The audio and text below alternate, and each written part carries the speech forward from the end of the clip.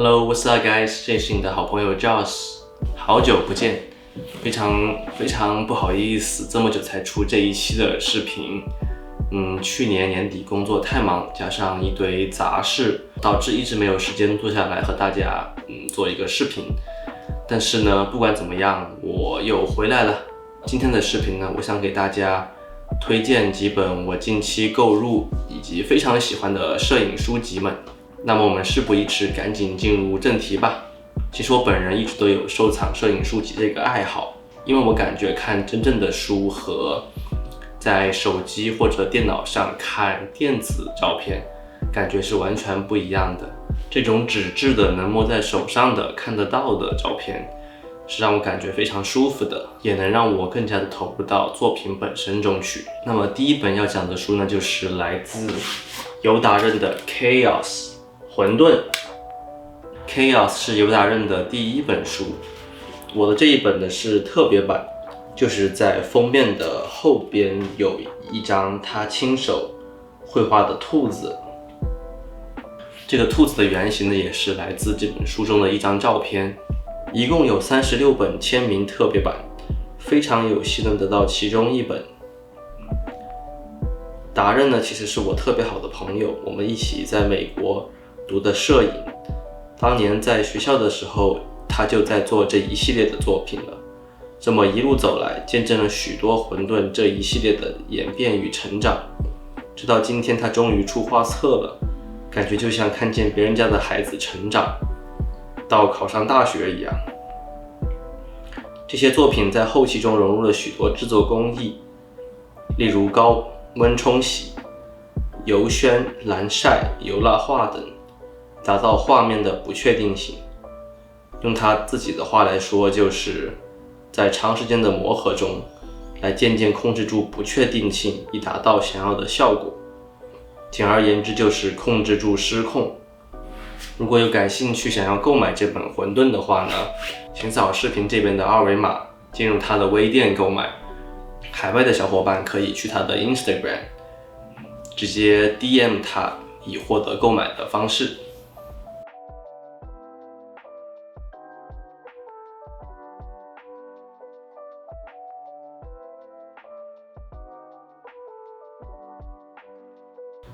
然后第二本书呢，是来自 Alex Soth 的 A Pound of Pictures。Alex Soth 呢，也是我个人最喜欢的摄影师之一，我也有购买过他其他的摄影书籍。这是他2022年最新的一本作品，我也是去看了他在旧金山 Frankel Gallery 的展览。我的这一本是带有他的签名的。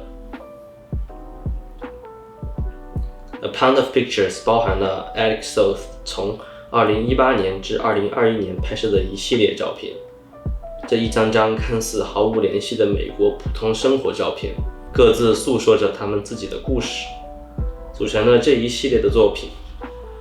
每一张照片旁边没有任何说明，但是在书的最后几页有每一张照片的详细故事。第一遍看可能会模棱两可，但是看到照片背后的故事，和第一次看的时候又有完全不一样的感觉。就像这一张照片一样，他说到他后期把这个人的头裁剪掉了，因为头就像这一个盒子，你只能猜里边是什么。每一本书里面都会带有5张随机的照片，这些照片都是 Alex Soth 在摄影旅行过程中去二手店买来的。他还写到他在洛杉矶遇见了一位卖照片的女士，是按磅来卖的。我想这就是这本书名字的由来。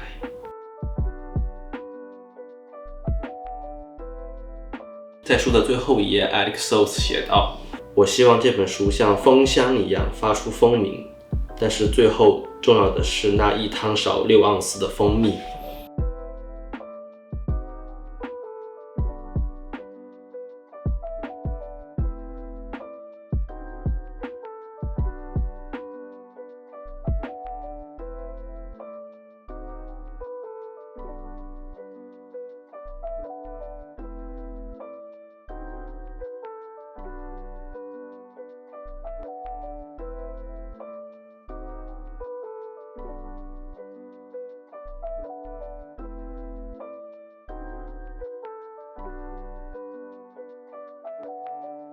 这本书我个人是非常喜欢的，满满的 Alex Soth 的风格。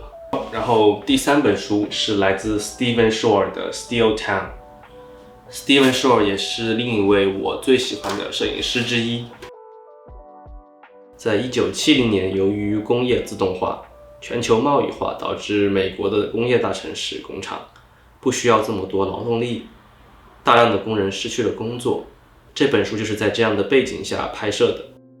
Stephen Shore 于1977年去往纽约州、宾夕法尼亚州以及俄亥俄州的这些 Rust Belt， 就是袖带区域，遇见了内里下岗的工人，并拍摄了他们的支离破碎的世界。每一张照片依然是 Stephen Shore 的风格，以拍摄美国最普通的生活来体现了这个社会最基本的问题。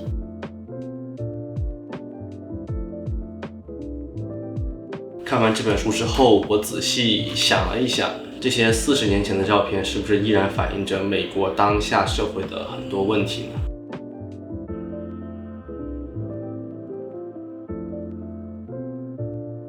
第4本书呢，是来自张克纯的《山水之间》。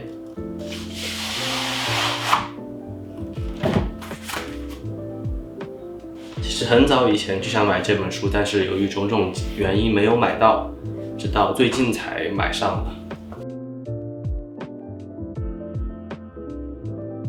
这本书的包装和封面就非常特别，有书法写的山水之间，质感上很有中国山水画的感觉。所有的照片都是这种阴天雾蒙蒙的感觉。我在网上看过一个关于张克纯这个系列的视频，他提到他对宋代山水画的迷恋，所以他会在秋冬早春的阴天拍摄，让画面背景更加平一些，有那种石头寒林萧瑟的感觉。也包括了人物在画面的比例，也是受到了山水画的影响。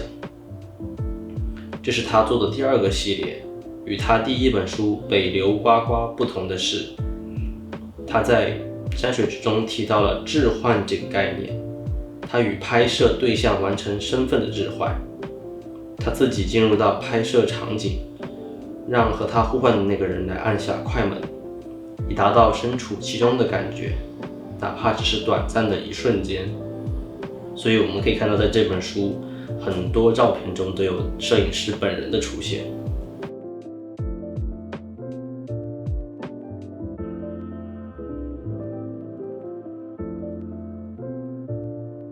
我个人是非常喜欢这本书的，从照片风格到拍摄主题。如果有机会的话呢，下次我们也可以谈一谈他的第1本书《北流呱呱》，那也是一本非常好的摄影书。最后一本要讲的是这一本来自 Joe Stanfield 的 American Prospects。 这是一本2手老书，我是在旧金山的 Green Apple 书店买的，出版过好几个版本，我这个是1994年的版本。从1978到1984年 Joe Stanfield 在美国摄影旅行时，用他的8乘10大画幅相机拍摄下了这一系列照片。我们可以看到，所有的照片都是拍摄于远离大城市的郊区，每一张照片背后都映射了一系列美国当下的问题。这些问题有好的一面，也有不好的一面，有讽刺的，也有暗示的。其中有几张我最喜欢、印象最深刻的照片，就有封面这一张。在弗吉尼亚州的麦令，应该是在万圣节前期，消防员在看似悠闲地挑着南瓜，后面的一栋房子燃烧着大火。在亚利桑那 Glen Canyon 大坝上，游客们在看着大坝下面的景色，一旁的小宝宝坐在儿童床里边。还有就是这一张在华盛顿州的 Woodland， 一头逃跑的大象在公路中间虚脱趴在地上，警车停在一旁，人们在往大象身上浇水。这一张张照片无一不诉说着他们背后的故事。直到今天，我去美国一些比较偏僻的地方旅游时，也能看见类似的场景。正好比 Joe Stanfield 所说，所有他的照片都是关于乌托邦的社会与反乌托邦的社会。正是这样，才让美国变得精彩有趣，很多不一样的问题交织在一起，造就了这个复杂的社会。